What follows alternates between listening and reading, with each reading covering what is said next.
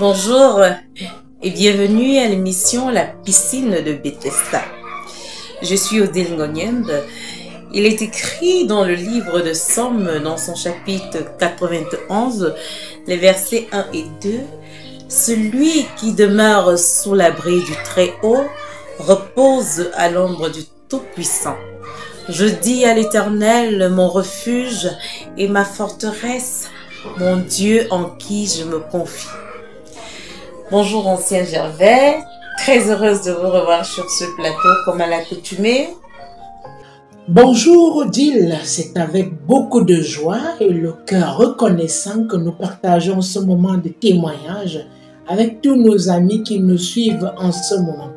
Il est écrit dans le livre de l'Ecclésiaste au chapitre 8 verset 5 « Celui qui observe le commandement ne connaît point de choses mauvaises. Et le cœur du sage connaît le temps et le jugement. » Bonjour Liliane.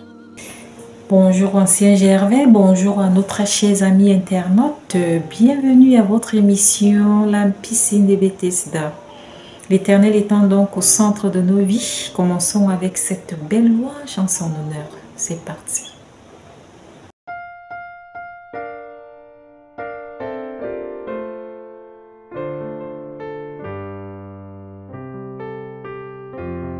Alléluia, shalom, shalom bien-aimés, bienvenue à cet instant Shada. Et nous sommes avec notre chère sœur Anna Eluya. Anna, shalom, shalom. Shalom, shalom, papa, je sais. Alléluia, toujours une joie de l'avoir avec nous à l'instant Shada. Et pour ce temps, qu'est-ce que nous avons à chanter aujourd'hui? Aujourd'hui, nous reprenons cet hymne, l'amour de Dieu. Mais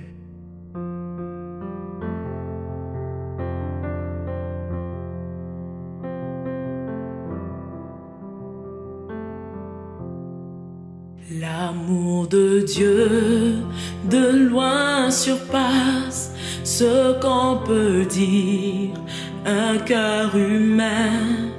Il est plus grand que les espaces, même dans l'abîme, il nous atteint.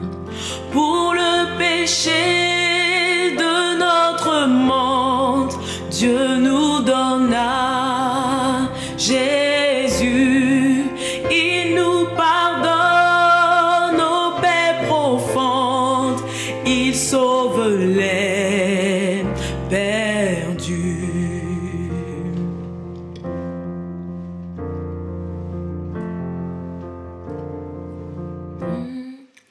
Verser de l'encre dans les ondes, changer le ciel en parchemin, tendez la plume à tout le monde et que chacun soit écrivain. Vous dire tout l'amour du Père ferait tarir les eaux et remplirait la place entière sur ces divins rouleaux. L'amour de Dieu si fort, si tendre, est un amour sans fin. Tel est le chant que font entendre les anges et les saints.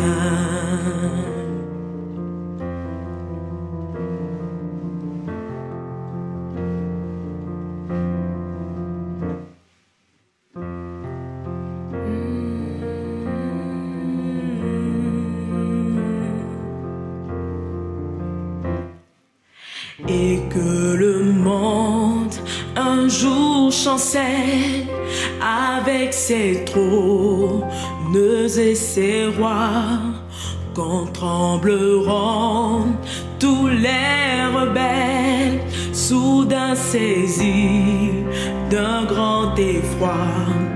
De Dieu l'amour que rien ne lasse, pour nous encore vivra. C'est le miracle de la grâce. Amen, alléluia. L'amour de Dieu si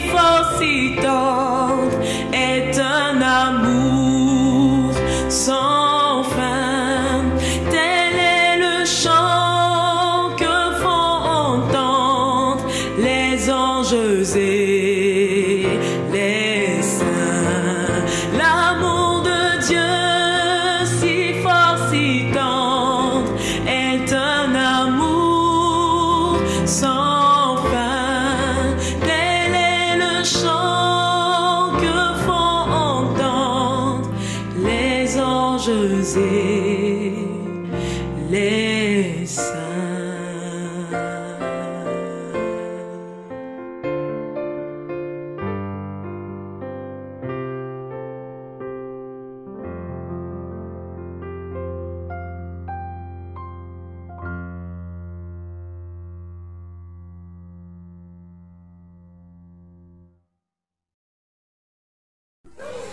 Amen. Gloire à notre Dieu. Aujourd'hui, nous avons comme invitée spéciale Madame Marie-Christine Ségué. Alors, bonjour Madame. L'émission La Piscine de Bethesda est ravie de vous recevoir. Veuillez vous présenter aux internautes qui vous regardent en ce moment. Bonjour Ancien Gervais, bonjour Madame Liliane, bonjour Madame Odile Niem, bonjour à tous les internautes qui nous regardent en ce moment. Je me nomme Madame Ségué Christine Marie, membre du grand groupe Israël et aujourd'hui membre de l'émission La Piscine de Bethesda. Par la grâce de Dieu, j'ai très bien dormi. Merci beaucoup. Sœur Christine, vous dites au début de votre témoignage que vous avez observé un jeûne de 7 jours avec votre petite famille. Pourquoi avez-vous jeûné? Tout à fait, j'ai observé 7 jours de prière avec les enfants parce que je me sentais pas bien. J'avais eu ce qu'on appelle les troubles menstruels. Du jour au lendemain, mes menstrues se sont arrêtées. Je suis allée à l'hôpital, ils ont fait des examens, ils n'ont rien trouvé d'anormal. Alors je suis rentrée prier. Quel a été le résultat du jeûne? Et le 7e jour, j'ai appelé l'ancien d'église pour clôturer le jeûne avec lui et les enfants. Il était en train de prêcher quelque part dans l'une de ses cellules de prière. Et j'ai pu suivre la fin de la méditation qui disait, quel que soit le problème que vous avez, confiez-vous à l'Éternel, car c'est lui qui détient solution à toutes choses. À l'instant T, j'ai senti comme si un robinet s'ouvrait dans mon ventre et j'ai saigné abondamment. Quelque temps après, les saignements sont restés normaux et j'ai saigné normalement pendant les 4 jours. Et après les 4 jours, les 2 mois qui suivaient, parce que j'ai saigné 3 mois d'affilée. Et après ça, je n'ai pas eu de problème. Vous avez eu la grâce de tomber enceinte et votre période de grossesse s'est passée dans de très bonnes conditions. Et tout portait à croire que vous accoucherez normalement, mais tel n'a pas été le cas. Quelles sont les raisons de l'accouchement par césarienne? Justement, la veille de mon accouchement, je suis allée à l'hôpital faire l'échographie de routine pour vérifier si j'allais bien. Parce que j'avais commencé à sentir des petites douleurs. On m'a fait l'échographie. J'avais 7 sur 10 de passage par voie basse, donc je ne présentais pas d'anomalie. Sauf que le lendemain, quand je suis arrivée pour l'accouchement, j'étais arrivée le matin. On m'avait donné le rendez-vous avec la sage-femme. Je suis arrivée le matin, le travail a très bien commencé. Mais à un certain moment, j'étais à 9 doigts. On m'a demandé le vêtement de mon enfant, j'ai donné, on a dressé la table, j'étais bien consciente. Et j'ai eu la dilatation jusqu'à 9 doigts. Mais à 9 doigts, alors qu'on pouvait déjà voir la tête de l'enfant, tout s'est arrêté.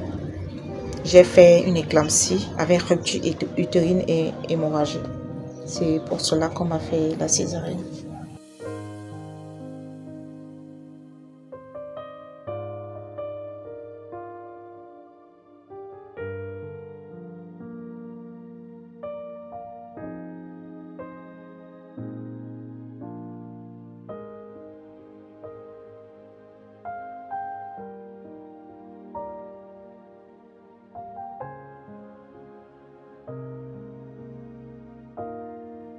L'accouchement par césarienne s'est-il bien passé, ma sœur? Comme je viens de le dire, l'accouchement ne s'est pas bien passé. Lorsqu'une femme fait l'éclampsie, c'est un peu l'épreuve de la mort parce qu'à un moment, j'ai senti comment mes pieds ont commencé à peser. C'était comme si c'était du béton. Ça pesait beaucoup et je n'arrivais plus à... Je commandais mes pieds, je ne pouvais plus les soulever. J'ai senti que ça n'allait pas. Ce jour-là, même avant d'aller à l'hôpital, il s'est passé quelque chose. J'ai appelé 3 pasteurs, j'ai envoyé des messages à 3 pasteurs, je leur écrivais. Priez pour moi parce que là où je vais, je ne sais pas ce qui va se passer. Et l'un des pasteurs, le pasteur Obate Etienne, qui était mon pasteur Rambalmayo quand j'y étais, je lui ai fait ce message. Je sais qu'il s'en souvient parce que c'est après qu'il m'a demandé qu'est-ce qui se passait, puisqu'il ne savait même pas que j'étais enceinte. Donc c'est à cet instant, quand mes pieds ont commencé à peser, je me suis dit que je mourrais. Là, j'ai senti que ça n'allait pas. Surtout que sur cette table, ce jour-là, ma petite sœur était morte d'accouchement difficile. Ma maman est morte d'un accouchement difficile. Et j'ai senti une grande peur en moi. Et j'ai dit à Dieu, Seigneur, je t'appartiens. Et si c'est le moment, je me remets entre tes mains. Et j'ai perdu des forces. Et on m'a porté. Ils ont essayé de me faire accoucher par voie basse. On a essayé de pousser. On a fait des injections. Rien n'a donné. C'est comme ça que on m'a fait signer un papier. Et on m'a transporté. C'est vrai que peut-être si, puisque je suis arrivée le matin, et ce n'est que dans l'après-midi, vers 15 heures comme ça. Nos sincères condoléances pour le décès de votre bébé. Vraiment. Vous savez, il est écrit dans 1 Thessaloniciens 4, verset 16. Car le Seigneur lui-même a un signal donné, à la voix d'un archange et au son de la trompette de Dieu, descendra du ciel et les morts en Christ ressusciteront premièrement. Les bébés étant donc des êtres innocents, notre bienheureuse espérance est de voir le vôtre au jour de la résurrection des saints. Alors, madame, pouvez-vous nous dire quel était votre état d'esprit à l'annonce du décès de votre bébé? Mon état d'esprit, une maman qui vient de perdre son enfant. Bref, comme je l'ai dit, c'était terrible, non? C'était fort. C'était terrible. C'était pas une bonne nouvelle. J'ai eu mal, j'ai pleuré. Et j'avais ma fille qui ne pouvait pas me consoler parce qu'elle était déjà inconsolable. Elle m'a dit, maman, il est beau garçon, on l'a habillé, il est magnifique, maman. Mais il est parti. Ah, c'était trop dur. C'était vraiment dur. Il me souvient que j'ai dit, Seigneur, pourquoi m'avoir donné un enfant si tu devais me le reprendre?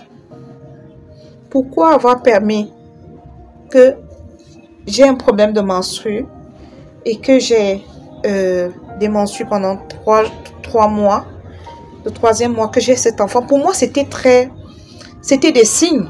Donc, comment est-ce qu'après tous ces signes, je vais perdre cet enfant à la fin? Et maintenant, on m'annonce que j'ai perdu l'utérus. Donc, je ne suis plus une femme. Je suis une demi-femme. Il y a quelque chose, un membre de mon corps qu'on a jeté, qu'on a enterré, en plus de mon enfant. J'ai été malade.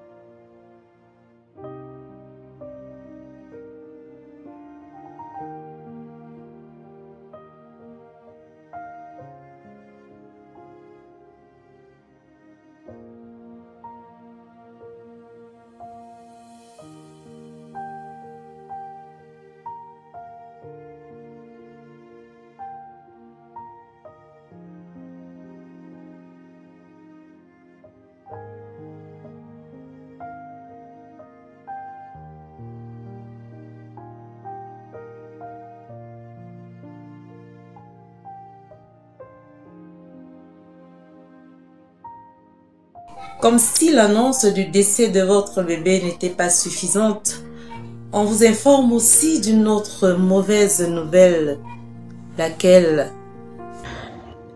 J'ai très mal digéré qu'on m'ait annoncé que j'ai perdu mon utérus.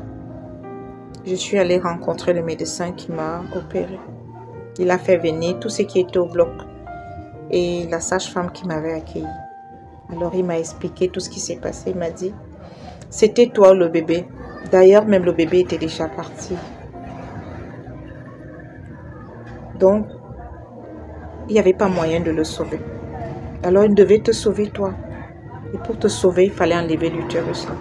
Parce que tu as fait une forte hémorragie au bloc. Et on n'a pas trouvé d'autre solution. Tu es en vie, Christine. Il faut que tu voyages, amuse-toi, essaye de te détendre. Dieu t'a donné une nouvelle chance de vivre et tu as d'autres enfants, ils ont besoin de toi. Donc je pense que Dieu a regardé dans ta vie et il a vu que les enfants qui étaient là avaient besoin de toi. Il t'a renvoyé sur terre. Ils m'ont parlé, tout le monde m'a donné des conseils et tout. Je suis rentrée. Mais seulement c'était un choc. J'ai fait une dépression. J'ai eu une névralgie cervico-branchiale. Donc j'avais très mal au cou et ça descendait sur les épaules. Après ça, j'ai failli un AVC. Une partie de mon corps s'est paralysée à la maison. Bref, j'ai mal digéré la chose. Sauf que ça ne s'était pas arrêté là. Une autre nuit, pendant que je dormais, j'ai vu mon homme en train de se marier. Il préparait son mariage. Cette nuit, je me suis assise. J'ai dit, j'ai déjà fait un rêve comme ça. Et il était vrai. Qu'est-ce qui se passe? Je l'ai réveillé. J'ai insisté. Et là, il m'a avoué qu'il préparait son mariage avec la mère de son enfant, avec laquelle il était déjà avant moi et que la famille connaissait et tout. Et que c'est comme ça. La perte de l'utérus est une chose qu'on ne peut souhaiter à aucune femme. Madame, que Dieu vous soutienne davantage et qu'il vous donne ce que votre cœur désire au nom de Jésus-Christ. Chers amis, veuillons observer une minute de prière silencieuse afin de recommander notre sœur Marie-Christine Ségué à notre Dieu pour que sa vie meurtrie soit changée en une vie de bénédiction au nom de Jésus-Christ.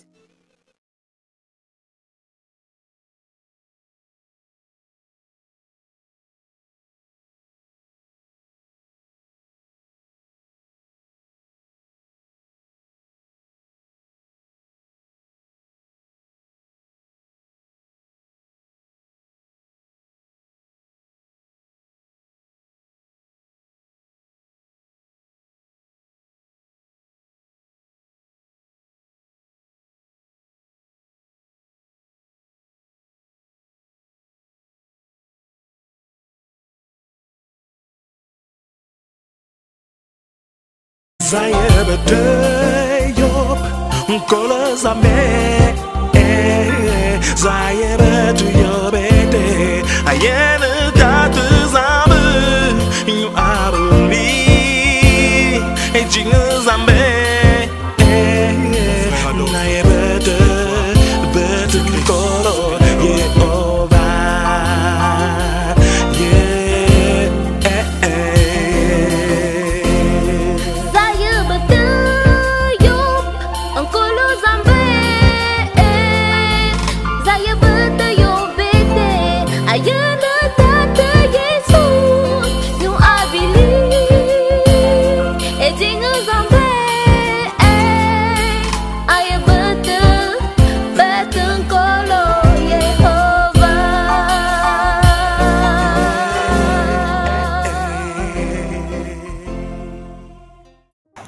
De votre expérience avec Dieu, quelles leçons peut-on tirer?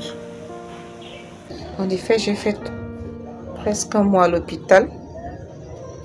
Je savais que j'avais perdu l'enfant, puisque en plus de ça, j'avais pris les poches de sang au bloc et après, je me suis sentie mal.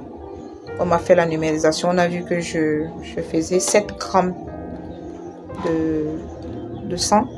On est venu placer une autre poche de sang. Et j'étais toujours sous le choc d'avoir perdu mon enfant. Alors je suis sortie de l'hôpital, je suis arrivée à la maison une nuit pendant que je dormais avec le père de mon bébé.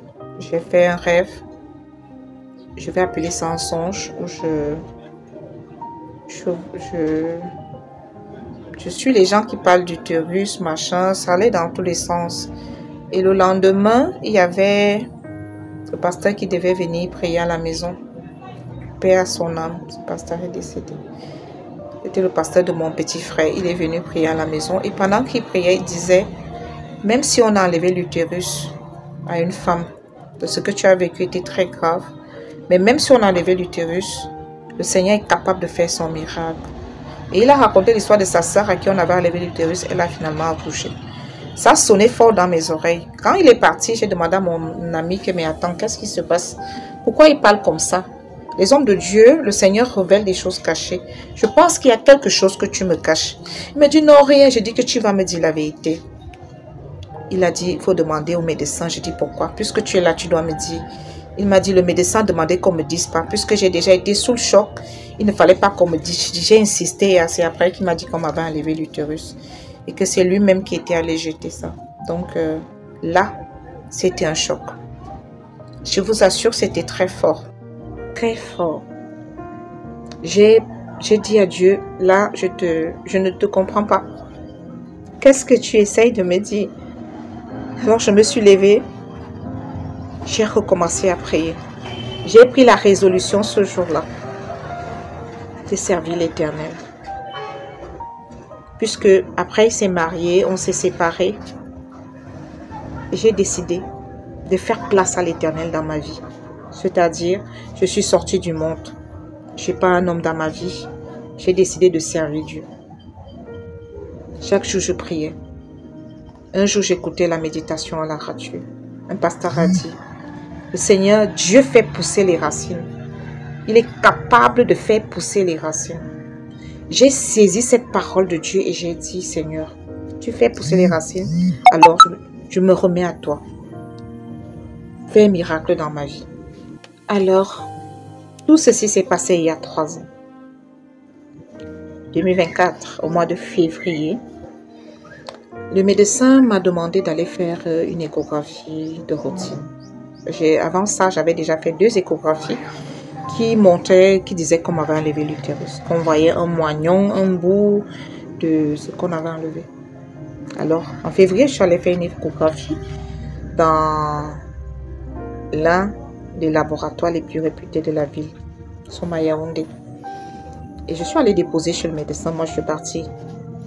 On m'a dit que j'allais bien, donc je n'ai pas cherché à savoir. Déjà, quand on dit échographie, quand on n'a pas d'utérus, on ne cherche pas à savoir. Si on te dit que tu n'es pas malade, tout va bien.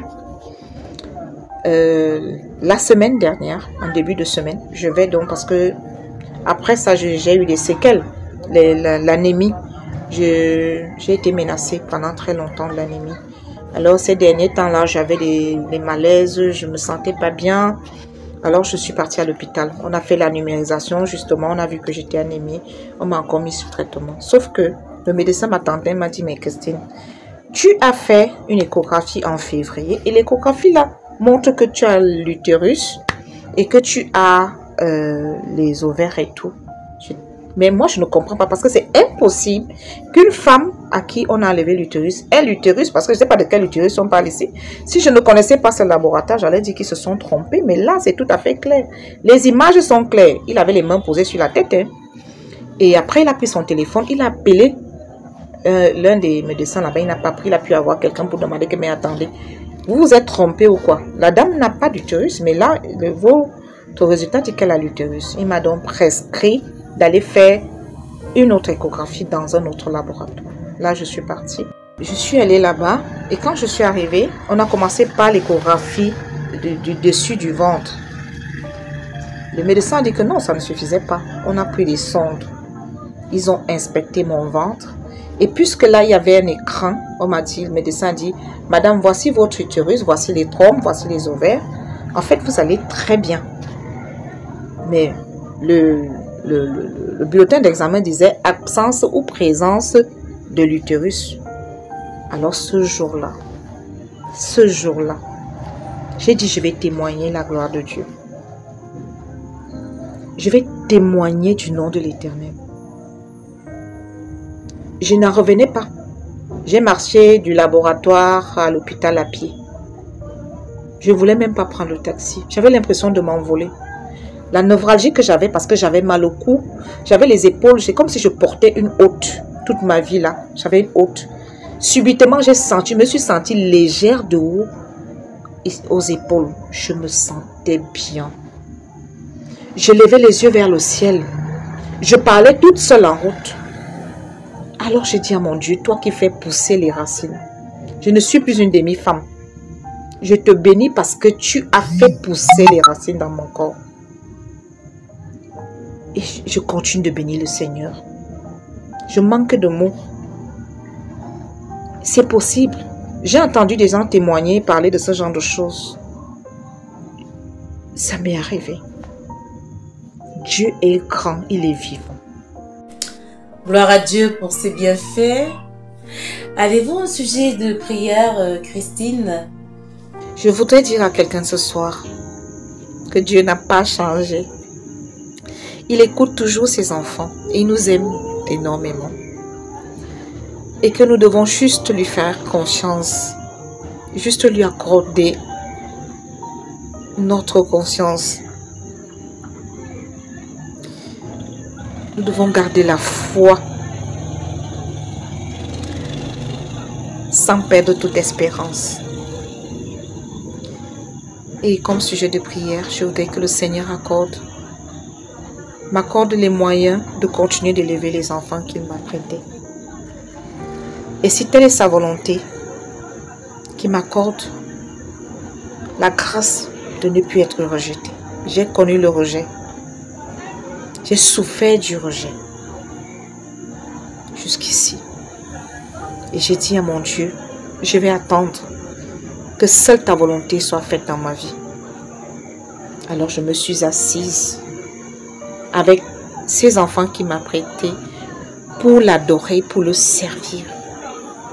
Pour être une bénédiction pour quelqu'un ce jour, j'ai accepté de témoigner afin que cela puisse renforcer notre foi. S'il a fait pour moi, il fera pour vous aussi. Que le Seigneur soit loué. Amen.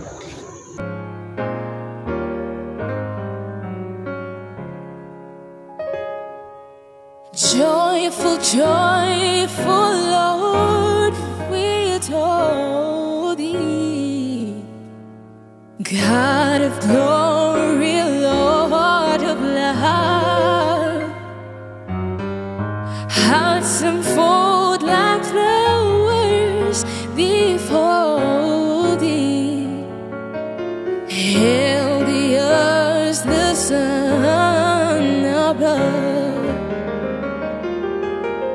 Melt the clouds of sin and sadness, drive the dark of doubt away. Give her all immortal gladness. Fill us with the light. Fill us with the light. Oh, fill us with the light of day.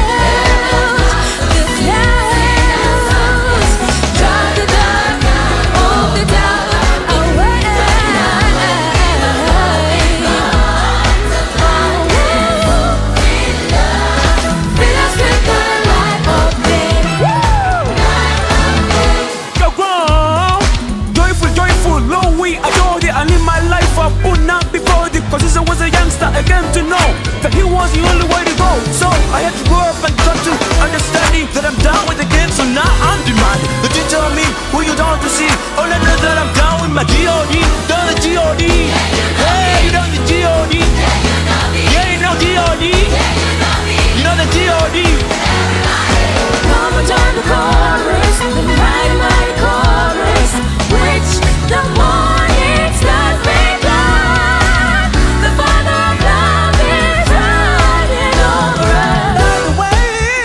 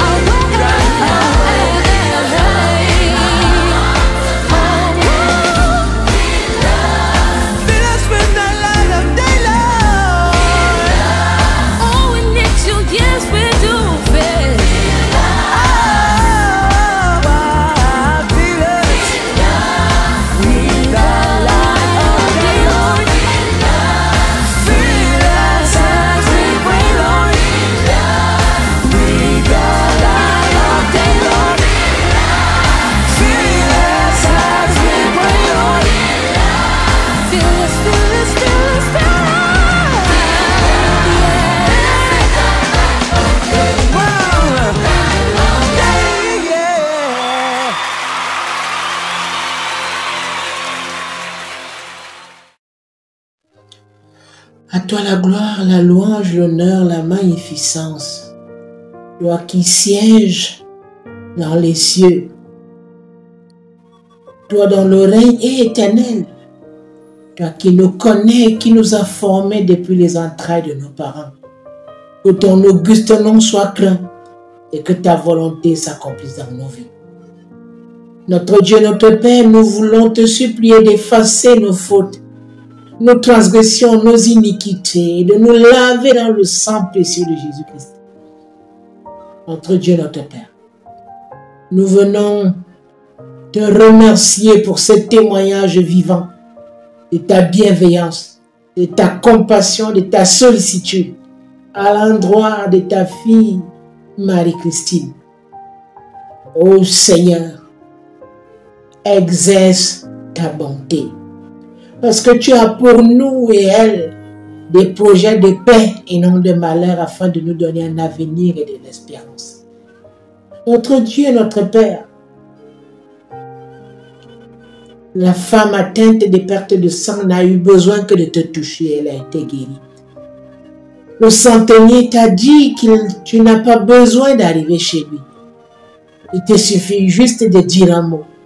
Et Seigneur, nous y croyons fermement. Que juste un mot et nos vies seront changées. Ô Père éternel, ce que tu as fait par le passé, tu peux le faire aujourd'hui. Parce que tu ne changes pas. Il n'y a en toi aucune nombre de variations. Tu es le même aujourd'hui et éternellement. Comme Marie-Christine, Seigneur, nous aussi, nous venons déposer à tes pieds nos projets, nos entreprises, nos difficultés, nos luttes. Seigneur, agis par ton bras puissant. Manifeste ta présence dans nos vies. Transforme-nous et que nous puissions en retour témoigner de ce que tu as fait pour nous. Merci Père éternel de prendre soin de la veuve, de l'orphelin, du veuf, des affligés, des opprimés, des prisonniers, de donner la guérison aux malades, de consoler les familles dans le deuil, de visiter les familles dont les parents ont des difficultés en ce moment, car très bientôt, les rentrées scolaires seront là. Merci Père éternel, parce que tu resteras avec nous, tu veilleras sur nous et tu nous accorderas ta grâce et ta paix. Merci d'écouter cette prière et de nous exaucer au nom puissant et merveilleux de notre Rédempteur Jésus-Christ, en qui nous t'avons prié. Amen.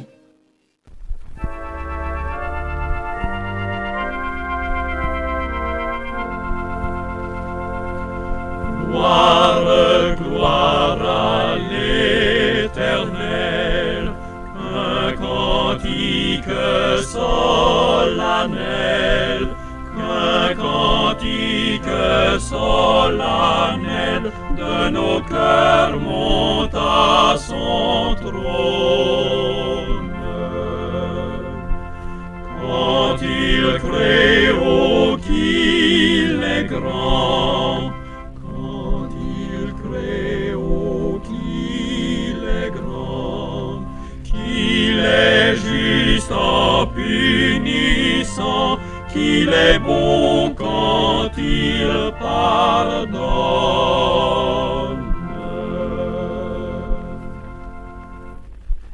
Il parle et cet univers se lève au puissant concert, se lève au puissant concert de sa parole vivante. Et des astres radieux, et des astres radieux, sa main jette dans les cieux la poussière étincelante.